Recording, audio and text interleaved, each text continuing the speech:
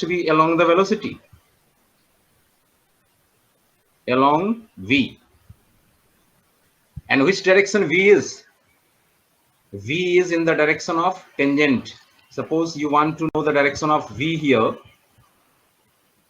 it will be the direction of v. So acceleration will also be in the same direction. So this acceleration is along the tangent. So we can say this acceleration is the tangential acceleration.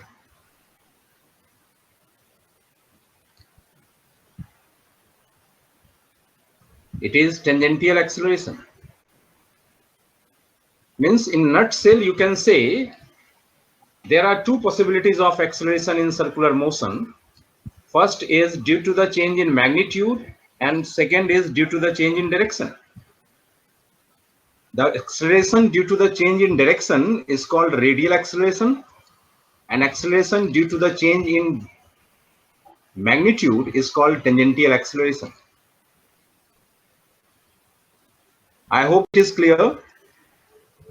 Is it clear, Vijay? Yes, sir. So, Please copy these all. Due to change in magnitude of velocity.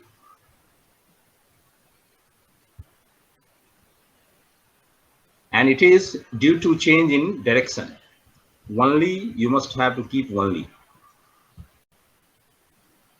And the radial acceleration due to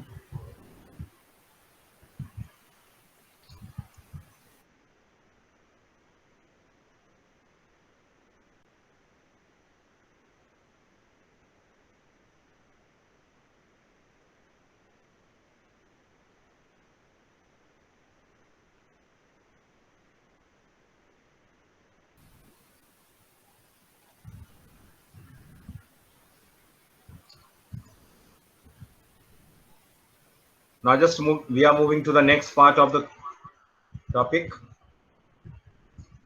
We have to deal with the force. See,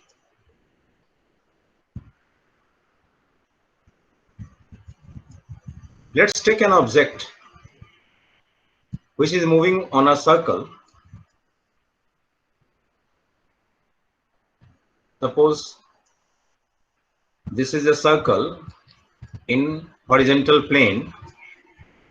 Let's say this is the x-axis and y-axis. This is the x-axis and this one is the y-axis. This is xy plane. Means you can say it is on the ground. A boy is having a stone or a ball attached with a thread, and he is rotating the thread ball on this track. It is attached with a thread and this is rotated in this direction. हम लोग बचपन में कई बार rotate किए होंगे, आप लोगों ने भी किया होगा, किसी चीज को थ्रेड में बांध के और उसको जमीन पे गोल गोल घुमाना. In this way, in a horizontal plane. If we consider the friction is zero, frictional force is zero, no friction, smooth plane.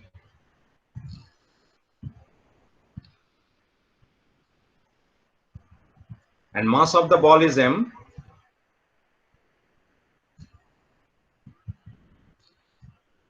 Ball is m.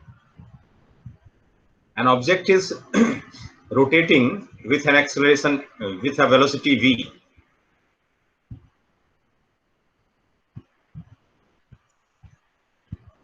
Object is rotating with a velocity v. And it is tied here. It is a thread. This is the ball. Now let's find the tension in the thread. Find tension.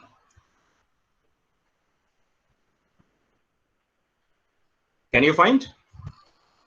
See, if we take one situation, center is this is the center O, and I have taken here, it is the center. A thread is attached with it. Ball is tied here. Let's see what is happening. A force in this direction and a force in this direction acts on the ball. This force is, acceleration in this direction is A, and this acceleration is V square upon R. So the force will be MA, that is V square upon R into M. This is the force which is acting in this direction. And the another force is the tension. So if we write the equation for this is T equal to mv square upon R. This is a very important conclusion you are drawing here. Whenever an object is in the circular motion, a force acts outward on the particle, and that is mv square upon R. Is it clear, Vijay? Yes, sir.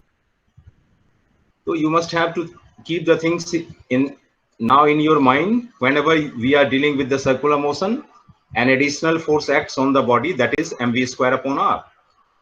We have so many cases to deal with this force: banking of the road, moving on the circular track, bending of cycle. So many cases just we have to consider on this topic.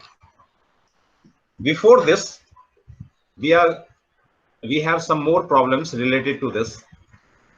Just I'm taking the next page. See, there is a ball again. It is the roof,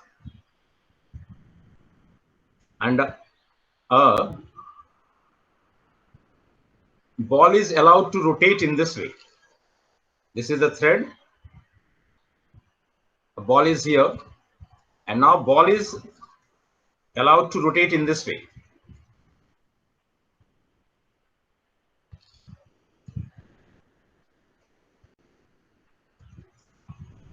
In this way. It is the center. This is the length of the thread. And let's say this angle is theta. At a particular instant, the velocity of the ball is v. Means with v velocity, the ball is rotating on this. This is called conical motion. Conical motion.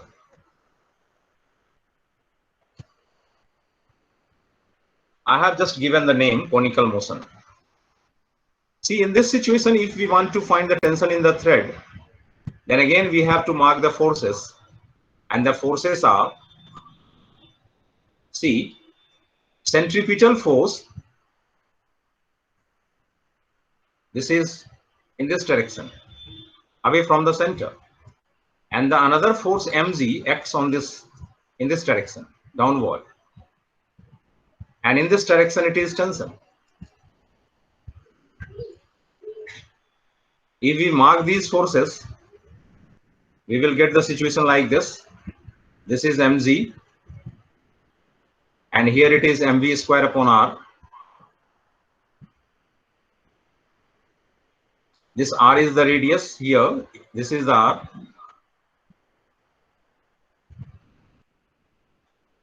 And the tension is here.